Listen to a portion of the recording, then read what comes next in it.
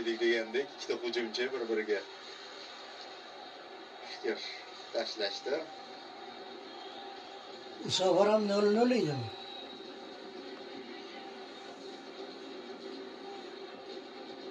Mana 2-2 duramini endi faqat. Qiziq jarayon.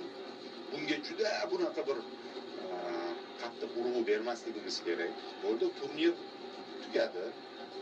Shunchaki o'rtoqlik turnirini g'olibi Ular boshlagan. lekin biz uchun foydali tomonlari tugadi.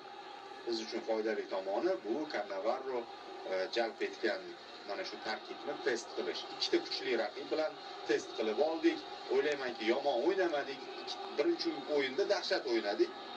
Zo'r o'ynadik. Ikkinchi uchrashuvda ma'lum bir daqiqalarda ustunlikka erishdik, gol ura olmadik. Va keyin qizil kartochkadan so'ng balans o'zgarib ketdi o'yinda. Bu yog'iga endi faqatgina darvoza daxlsizligi uchun o'ynadi.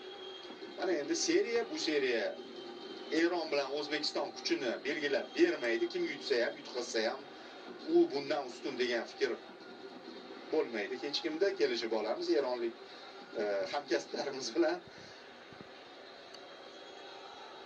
Va birinchi bo'lib Eron zarbani ijro etdi. Shuning uchun hech kim haligi bir o'ta konsentratsiya bilan kelayotgani yo'q. Eronliklar ham kulishyapti, biznikilar ham normal kayfiyatda.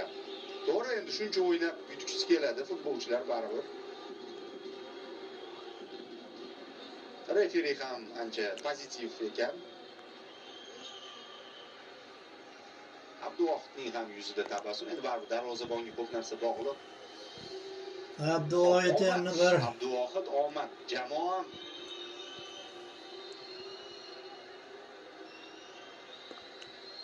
O'zbekiston ishtirokidagi penaltilarni odatda bir hayiqib ko'ramiz, chunki bizga penaltilar har doim ham omad keltirmaydi. Qutqizgan holatlarimiz ko'proq. Endi bu safar hech qanday hayajonsiz ko'ramiz. Shu tomoni yaxshi. Nima masala bu yerda? Nega tepmayapti? Nimani kutyapmiz?